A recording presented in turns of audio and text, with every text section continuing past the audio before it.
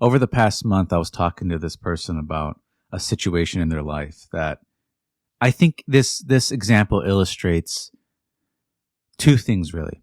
It illustrates what when Neville said that to the mystic, aspects of ourselves are personified in the mind. They become personifications. They become people in the mind, and they're aspects of us, right?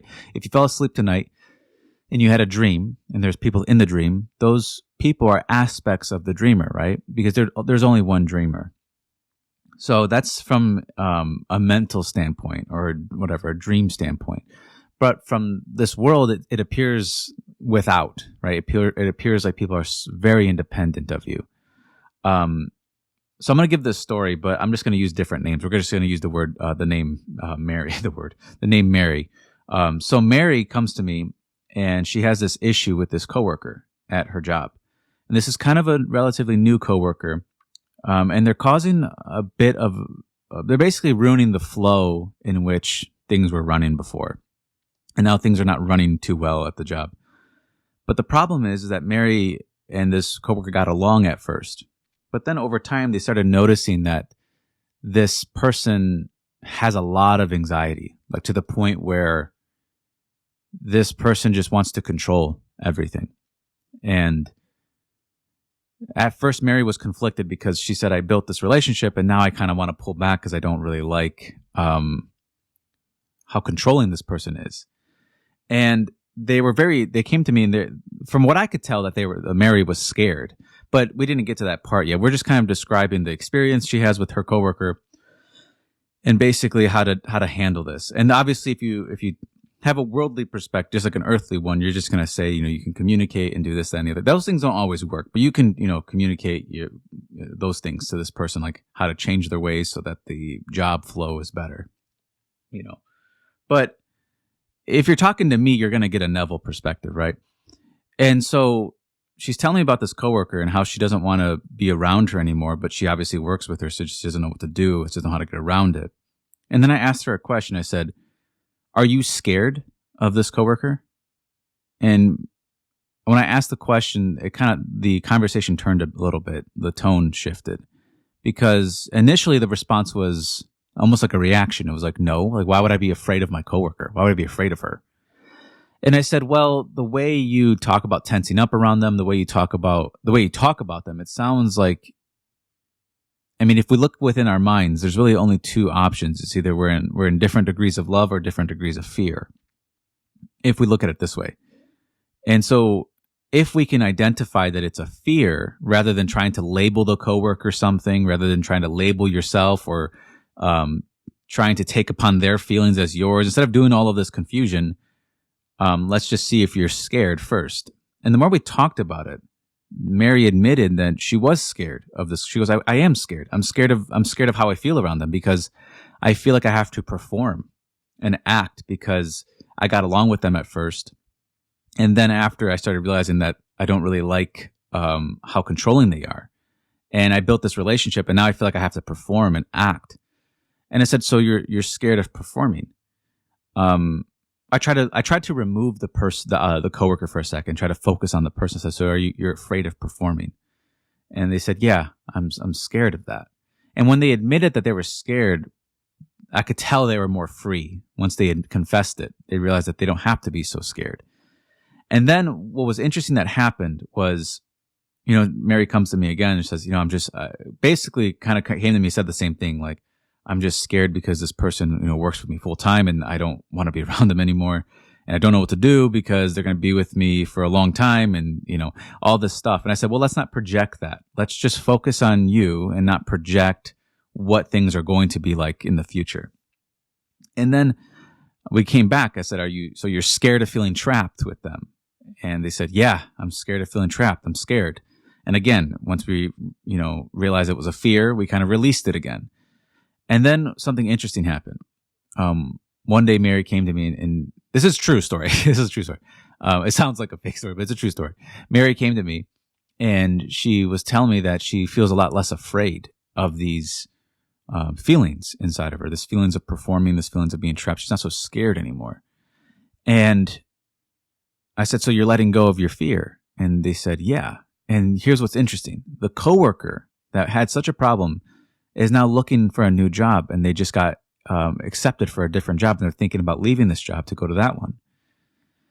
And then I showed them how that person was a personification of the feelings they're feeling. So the feelings that they're having inside themselves, that's what's caused by this person. That's what they're personifying to you. So you're really just interacting with yourself. And when you let go of certain fears, that person, the personification of those fears, left. Now you don't have to look at this, but this is how I see it. And they left. And what was once this big fear of like, I'm gonna have to spend the rest of my days with them and I'm so scared, all of a sudden, it's not so scary. And then, they let it go and the person starts to leave.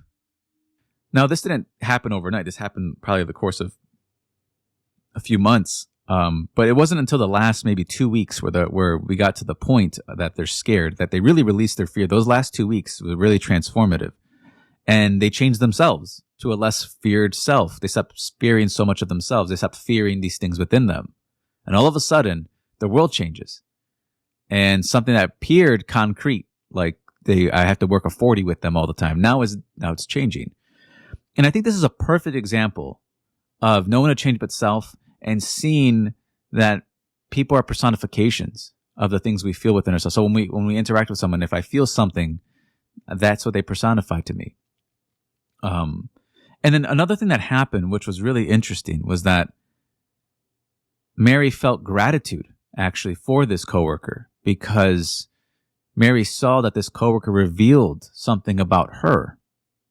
And she didn't have these harsh feelings anymore towards this person. She saw that she didn't have to be so scared. That's what this person kind of taught her. Because once she saw how ridiculous it was when I asked her, like, are you afraid of your coworker? She thought it was ridiculous at first, and it kind of is, right? But then when she saw that, she realized she didn't have to be, and then she felt gratitude. And this wasn't all at once. This happened over a couple weeks, but it really wasn't until the last 2 weeks where like things really shifted. And to me, again, it's a perfect example of seeing that these feelings these aspects of ourselves can get personified in our minds. And we're really interacting with ourselves when we're talking to people to a very large extent. And they change themselves to stop being so afraid of themselves within themselves. And then we saw an outer change happening. We see an outer change adjusting. And this is a great example because it's not just about acquiring objects.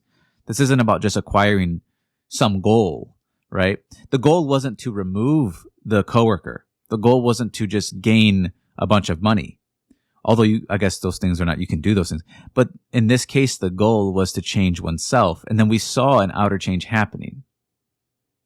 When I speak with Mary, I feel like I'm speaking to a different person who's just way more free now than they were before.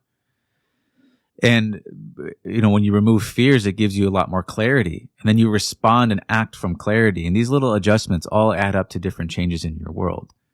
And so, yeah, I think that this is a perfect example. And you can duplicate this example within yourself. When you apply it for you in your life, you can just keep duplicating this over and over and over again. Next time you interact with someone,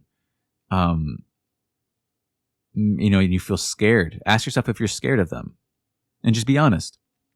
And when you admit it, it starts to just dissolve, and then they do as well. They start to go away. Yeah, I just found this. I found this example. It's a beautiful one for me because it just illustrates the idea of changing oneself, and naturally the world changes. You don't have to really force it. And what happens so often in this type of sphere with this type of Neville work is that you have people who are trying to force people to do things, force changes, force themselves to change. And it doesn't work like that. It's releasing. You release things, you let them go. And the next thing you know, life starts to go in that direction of the change in self that you just did. Mary could easily have become more afraid, more panicked, more worried. And that would have started to express too. But Mary chose to decide to investigate this further and went within herself, not looking at the problem in the person anymore, but saw the person as a representation of something they must let go of, something they must stop fearing. There's nothing to really be afraid of anymore. And then it goes away. And that's why I love this story, because it illustrates it perfectly. And I'm sure we all could learn from this story. That's why I wanted to share it. I'm just trying to think if I have anything else to add to it. Let me know in the comments if you guys have had like a story similar to this, where you noticed a change in yourself and then, you found yourself surrounded by different people or people left. And I think an important point is a natural form of gratitude that came out of this whole thing. There wasn't like a harsh feeling. It was just like I learned something about myself. I became more free from after I interacted with you, which I thought was a very unpleasant, this is going to be an unpleasant situation, is now I turned it into something more freeing for myself. That's really not being reactive, but being creative inside. I created a new meaning, and I viewed it as something for me to overcome within myself, and then a change happens in my life. But yeah, that's all I have for this one. I just wanted to kind of share that story. Again, thank you guys for the support with the book. Thank you guys for the reviews. I've read some of the reviews, and they're really, really nice. I appreciate that. And again, I go live and I do one-on-ones as well. So if you're interested in those things, just go to the description. It'll be there. But okay, think about the story. Think about how when we enter ourselves, when we go within the mental realm, people are personifications of ourselves. And you don't have to fear people. And when you stop fearing them, it's almost like they disappear. It's very fascinating. But okay, you guys take care.